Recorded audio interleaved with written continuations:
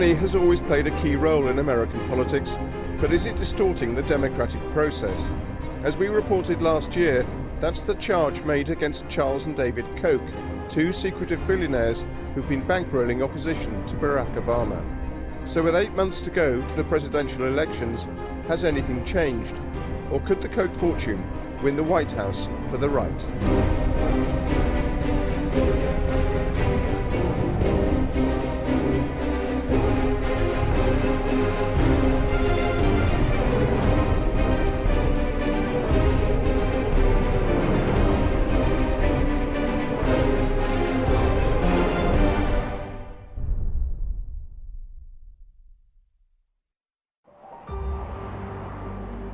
In the American West, Colorado's Rocky Mountains are famous for first-class skiing.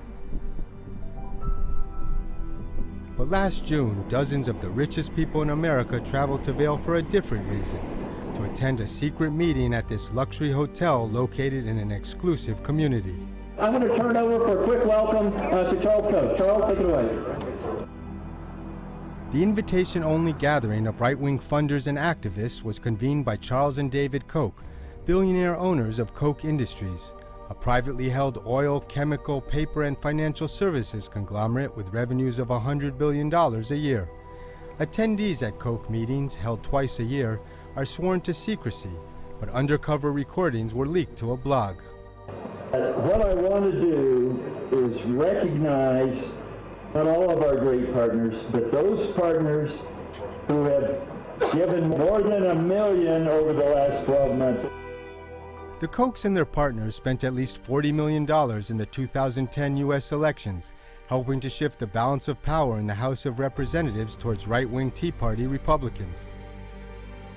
In Colorado, Charles Koch urged wealthy conservatives to dig deep into their pockets for the 2012 fight against President Barack Obama. This is the mother of all wars we've got over the next 18 months. For the life or death of this country. They are radical libertarians, basically. They oppose big government. They think that the free market does better when it's unregulated. And the family's been pretty much in kind of complete opposition to everything that's been done in America in terms of progressivism since the New Deal. Jane Mayer, an award-winning reporter for the New Yorker magazine, wrote a groundbreaking expose of the Kochs in 2010. They will say that they are just simply purely interested in these kinds of politics for philosophical kinds of reasons, but the politics they favor also help their business interests. David Koch ran for vice president on the Libertarian ticket in 1980, opposing Ronald Reagan from the right.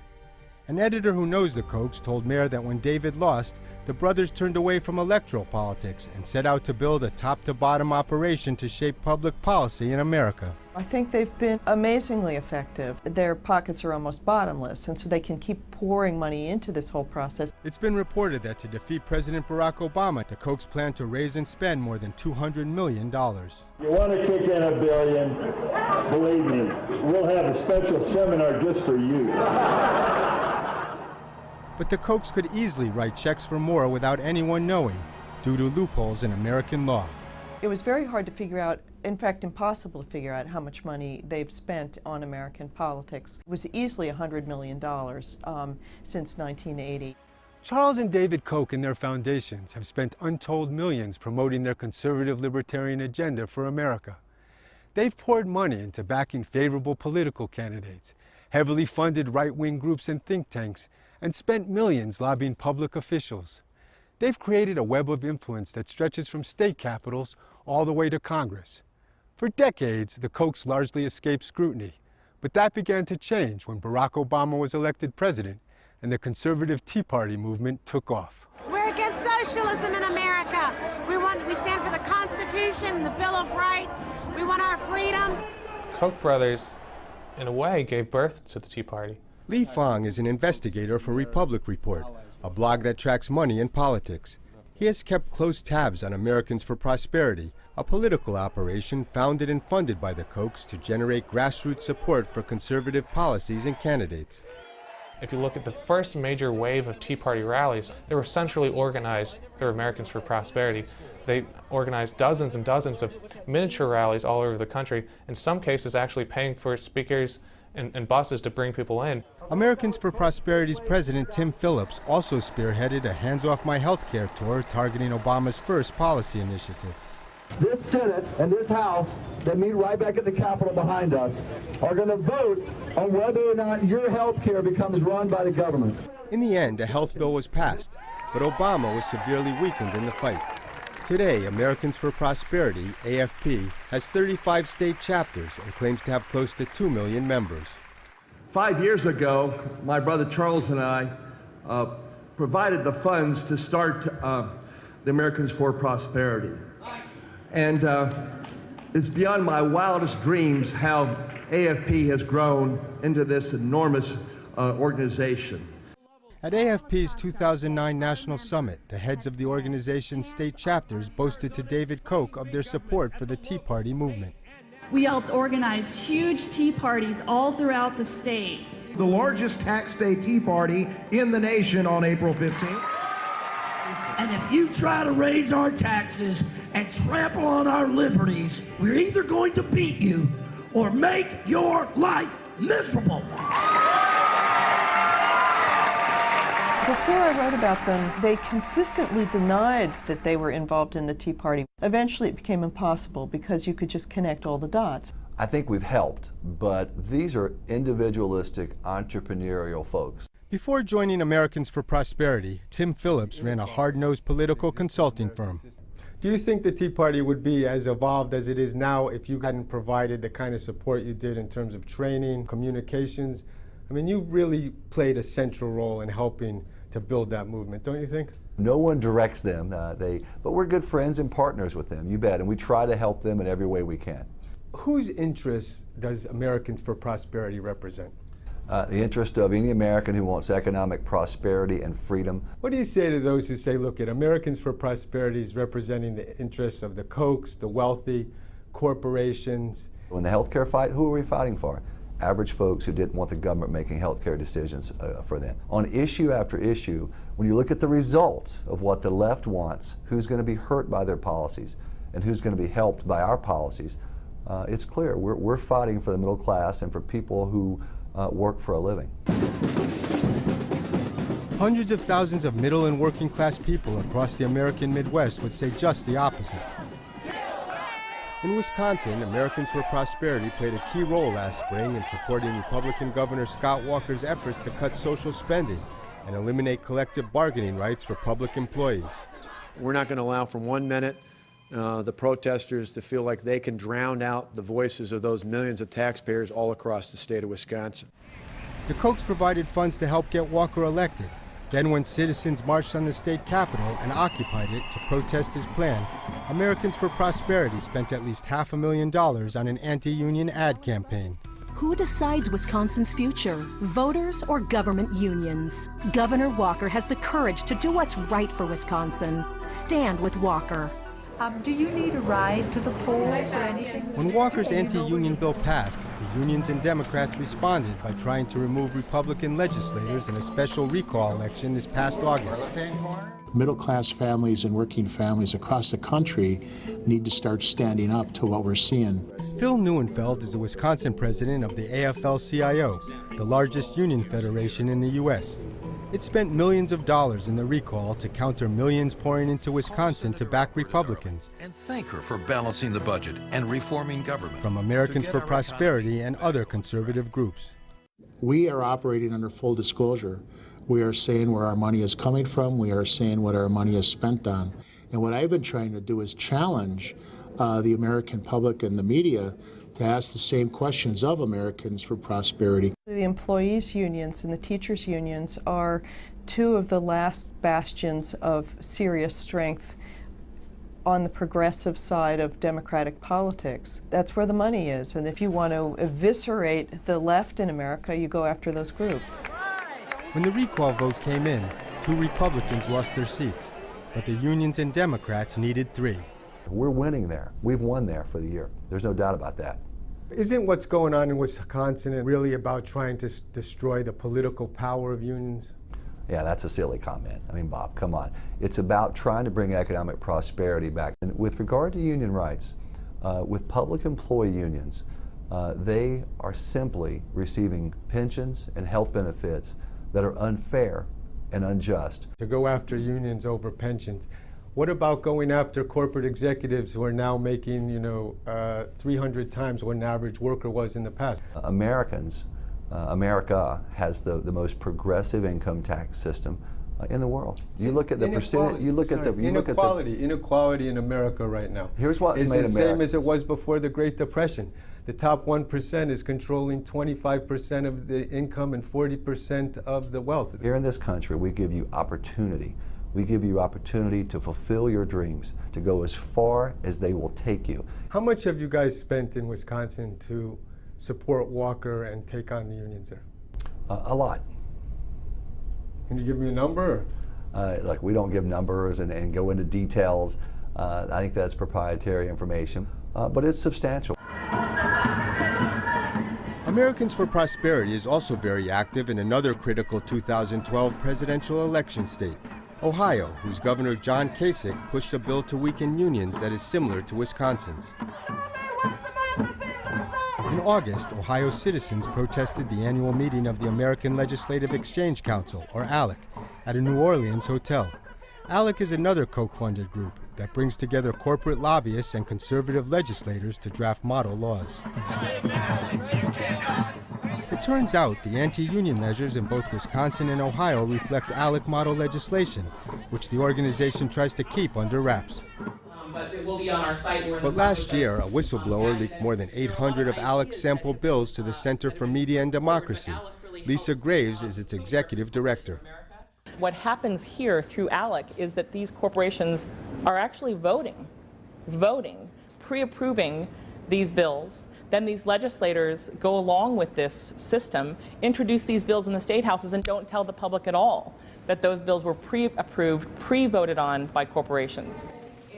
Voter ID laws passed last year in Wisconsin and 4 other states that make it harder for minorities, students, and the elderly to vote were based on an ALEC bill. When you got this trove of model legislation, what surprised you most about it? It affected nearly every area of individual rights. The bills affect healthcare rights, the protection of the environment. Many of the bills that have been produced by ALEC reflect Koch DNA, what I call Koch DNA, because it reflects this free market fundamentalism. The Kochs have provided about $1 million to the organization, along with a $500,000 loan when it was floundering.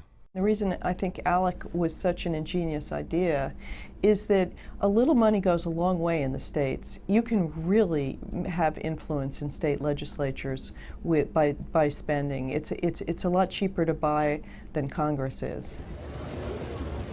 ALEC, like the Kochs, would rather avoid the press. We were denied media credentials for the New Orleans meeting, but went anyway to find out why sessions are closed to the public and to follow up on our request for an interview with a representative from Koch Industries. Why can't you credential me? We're focused on domestic issues at this time. But you know, many of your corporations operate around the world. I'm sorry, but I'm going to have to ask you to why leave the are premises. workshops? Why are your workshops? Why are your task force meetings closed to the press and the public? We will not be credentialing you at this time. I would like to please ask you to leave the premises. We were escorted out and never heard from Koch Industries about our interview request. We did succeed in discovering the curious workshops ALEC offers state legislators, like this one suggesting climate change due to increased carbon dioxide in the atmosphere could be beneficial. Climate change policy debate, which would fundamentally reorder the way we make energy and the way we use energy, has a direct business interest to the Kochs. They do a lot with pipelines that move oil, they have refineries.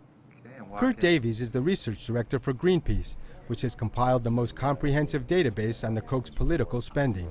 Since 1998, we've tracked over $50 million that they have sent to various front groups and think tanks in Washington, around the country, who have run various elements of a campaign against the science of global warming to oppose the consensus view that climate change is real and urgent, and we have to do something about it. The Koch's investment in conservative think tanks and academia is another key component of their integrated campaign to shape America's political policies. It says specifically. Patrick Michaels, a senior fellow at the Cato Institute, often appears in the media to contest global warming science. This is a problem that's going to solve itself unless we do something silly. The Cato Institute, which was founded by Charles Koch, has received about $14 million from the Kochs. I think that society will address the emissions of carbon dioxide and the energy issues because of pressures for increased efficiency. Only 1 in 3 Americans sees global warming as a serious threat, a sharp drop since 2009 according to a Gallup poll. A critical turning point was ClimateGate, the controversy over emails hacked from scientists at a British university. A lot of what troubled me were the attempts to hide things from Freedom of Information Acts. You got to wonder what's being hidden. What pundits like Pat Michaels and institutions like Cato did, they declared that this evidence, these emails, showed that scientists were lying about data. In fact, multiple institutions have exonerated the scientists. There was no wrongdoing, no misinformation. Those investigations, none of them were truly independent. The polls have showed a pretty significant change in Americans' attitudes. To what extent do you think the whole ClimateGate fiasco contributed to that? Oh, I think that ClimateGate did. You said on national television that you received about 40% of your funding from fossil fuel companies. Is that right? Varies. Varies. It varies. It varies. Have you ever received any funding from the Kochs? No. Oh, well, that's not true. I had a speaking fee somewhere way back in the Ice Age. So you've just been paid through institutions that have been funded by them? You're right. I guess that's right, I have. Do you think it's just a coincidence that you are welcomed at an institution that promotes values that they are interested in? Well, if they think advocate? that free markets are efficient vehicles to create environmental protection, I think they're right.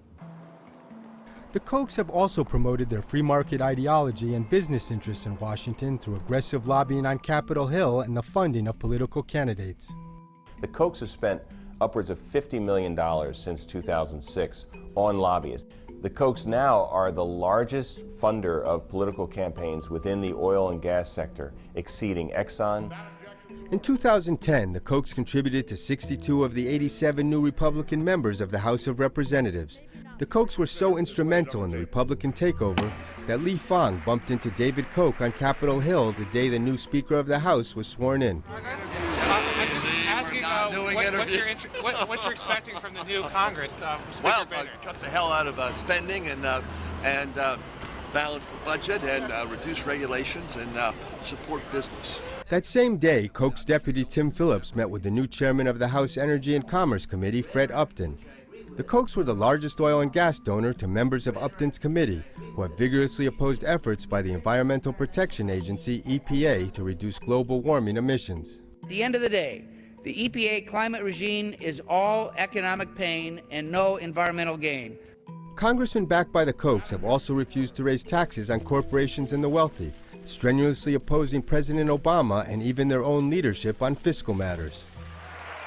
Now supporters of the Tea Party movement have complicated the Republican presidential primaries, failing to settle on a candidate to challenge Barack Obama. I don't think anyone could have predicted how crazy the Republican primary would be. You have a lot of candidates who might have fringe views that are acceptable or excite the Tea Party. The Kochs chose not to endorse a candidate in the primaries. They are setting their sights on defeating Obama, winning the U.S. Senate, and expanding their influence in Congress. One of their more ambitious projects is a massive voter database called Themis. What they're trying to do is unprecedented. Ken Vogel writes on money and politics for the newspaper Politico in Washington. Now what they're trying to do is build a extra party political infrastructure that will carry out many of the same types of initiatives, grassroots organizing, advertising, get out the vote efforts that the parties themselves used to be the sole proprietors of. Americans for Prosperity has already spent at least $6 million on ads attacking Obama for investment in renewable energy projects. We all know about Solyndra, the White House emails, the FBI raids, Solyndra invest. The ads accuse his administration of corruption for providing federal money to the now bankrupt solar energy company Solyndra. The Obama campaign was forced to respond, releasing their first ad of the campaign season. Secretive oil billionaires attacking President Obama with ads fact-checkers say are not tethered to the facts. The Kochs absolutely want to undo the president, and I think the president's team knows this full well. Do you think the Kochs have influenced the debate over environmental policy in the Republican primaries? The Koch-funded machinery certainly laid the groundwork for what we're seeing on the Republican Party. Right now we've got Mitt Romney disowning his past on climate change, Newt Gingrich disowning his past, and Santorum in absolute denial and trashing science. Davies says even President Obama has been pushed to the right. In fact, he's bragging about drilling more oil than Bush at this point. Obama is trying to raise $1 billion for their campaign and has reason to fear an onslaught of big money from the right. Not only from the Kochs, but from groups affiliated with Karl Rove, the Republican operative who ushered George W. Bush into the White House. Karl Rove has talked about raising upwards of $300 million for the groups that he sort of loosely oversees. I would not be at all surprised to see the Kochs match that and probably exceed it. Preparing for the general election, Koch-funded organizations and Tea Party groups have teamed up at the Supreme Court to protest the constitutionality of the health care law passed by Democrats in 2010. I think the Koch brothers are trying to reignite the Tea Party. They're hoping that even if the Supreme Court comes down in favor of health reform, that this will enrage the Tea Party and they can harness that anger into votes this November. The Kochs are also hoping to tap into anger over rising gas prices. We've been from Florida to Montana, Ohio, Wisconsin. Americans for Prosperity tours the country blaming high gas prices on the Obama administration's energy policies. But others blame speculators for high prices, to which, again, the Koch brothers may have a connection. There's no doubt there's speculation in the oil markets. Nobody disputes that there is not only speculation, but the key word is excessive speculation. Michael Greenberger is a law professor and a former director of the Division of Trading and Markets at the Commodity Futures Trading Commission in Washington. When a consumer drives by a gas station and sees gas at $4 or more a gallon, what do they need to understand about high gas prices today? I would say at least $1 of that, and probably more, goes into the pockets of the speculators. Koch Industries has a financial arm that's one of the top oil traders in the world. But due to a lack of transparency in energy trading markets, only the company knows how much it speculates in oil. We wanted to ask Charles and David Koch about that, but they declined our request for an interview. However, these reports reveal that Koch Industries has been lobbying to shape commodity trading rules that were mandated by a 2010 financial reform bill. I'm almost certain they are not lobbying to make it stronger. They are part of a very large constituency that is trying to weaken all the regulatory gains we've made over the last few years to make these markets honest and fair. What do you say to the argument that the reason you're out here goes back to the fact that the Kochs are involved in speculation and that that's a way to divert attention from them? It's an interesting argument. When you're losing on the issue, you resort to trying to go after motive. They're going to win or lose based on the merits of these policies. And on the policies of economic freedom, we're right, and that's why we're winning. The Kochs continue to round up hundreds of millions of dollars for the fight.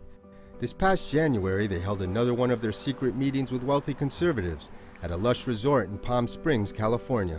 The meeting in Palm Springs, by all accounts, was huge and a pivotal fundraising event. New attendees included the casino magnate Sheldon Adelson, who has supported Newt Gingrich to the tune of $16.5 million in the primaries, and Foster Friess, a wealthy financier bankrolling Republican Rick Santorum. The Kochs have become a major nexus for conservative money in America for two reasons. Number one, they are regarded as extremely effective. The other reason why these donors are drawn to the Kochs is that these guys are where it's at right now, and people just want to be a part of it. When a new government is installed in January 2013, what impact do you think the Kochs will have had? The Koch brothers will have a tremendous impact. I think on a larger scale, this election is really going to come down to just a few billionaires. A couple on the left supporting the Democrats and a lot on the right supporting the Republicans. And I think in 2013, people will look back at this election as the greatest one bought and sold.